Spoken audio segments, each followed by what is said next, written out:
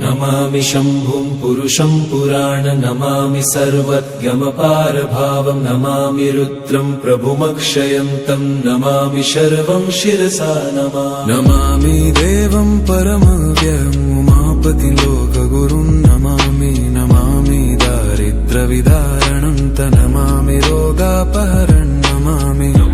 कल्याणमचिन्त्यरूपं नमामि विश्वोत्थबीजरूपं नमामि विश्वस्थितिकारणं नमामि संहारकरं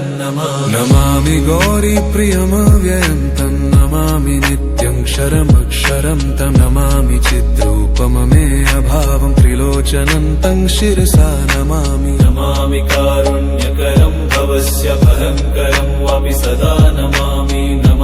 दातारं दीप्सितान नमामि सोमेशमुमेशमादमामि वेदत्रयलोचनं तं नमामि मूर्तित्रयवर्जितं तं नमामि पुण्यं सदसद्व्यातितं नमामि तं पापहरं नमामि विश्वसहितेररद्द नमामि रूपाणि बहुनि धत्ते यो विश्वगोप्ता सदसत्प्रणेत नमामि तं विश्वपतिं नमामि यज्ञेश्वरं सम्प्रति हव्यकव्यं तथागतिं लोकसदाशिवो यः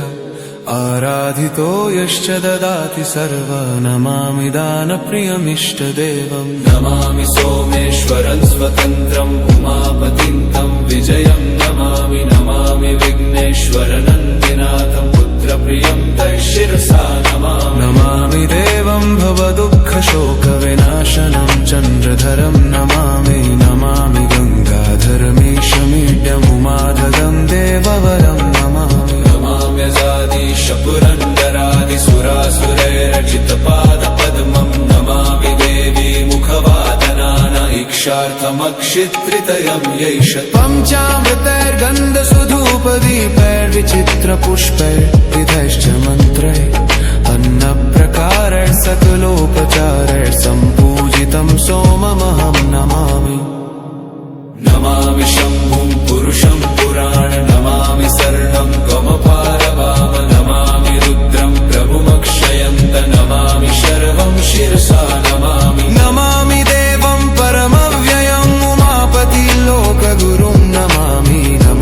दारिद्र्यविदारणं नमामि रोगापहरं नमामि कल्याणमचिन्त्यरूपं नमामि विश्वोत्थबीजरूपं नमामि विश्वस्थितिकारणं नमामि संहारकरं नमामि गौरीप्रियमव्ययं नमामि नित्यं क्षरमक्षरं नमामि चिद्रूपममे अभावं त्रिलोचनं तं शिरसा नमामि यज्ञेश्वरं सम्प्रति हव्यकव्यं तथागतिं लोकसदाशिवो यः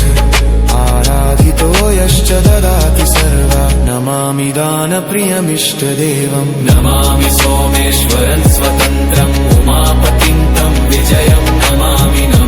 विघ्नेश्वरनन्दिनाथं पुत्रप्रियं तं शिरसा नमामि देवं वरदुःखशोकविनाशनं चन्द्रधरं नमामि गङ्गाधरमीशमीड्यमुमाददं देववरं नमामि कल्याणमचिन्त्यरूपं नमामि विश्वोद्भवीजरूपं नमामि विश्वस्थितिकारणं नमामि संहारकरं नमामि गौरीप्रियमव्ययं नमामि नित्यं क्षरमक्षरं नमामि चिद्रूपममीयभावं त्रिलोचनं तं शिरसा नमामि शन्येश्वर सम्प्रति हव्यकवं ततिं कतिं लोकसदाशिवो यः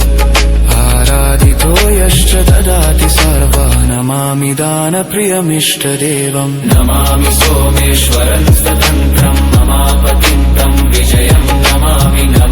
विघ्नेश्वरभङ्कनाथपुत्रप्रियं तं शिरसा नमामि देवं भवदुःखशोकविनाशनं चन्द्रधरं नमामि गङ्गाधर्मीशमीडमुमादहं देवरवं नमामि जादीश पुरन्दरादिसुरासुरैरचितपादपद्मं नमामि देवी मुखवादनान इक्षार्थमक्षित्रितयं यैष पञ्चामृतैर्गन्धसुधूपदीपैर्विचित्रपुष्पैर्विधैश्च मन्त्रैः अन्नप्रकारैः सकलो पूजितं सोममहं नमामि।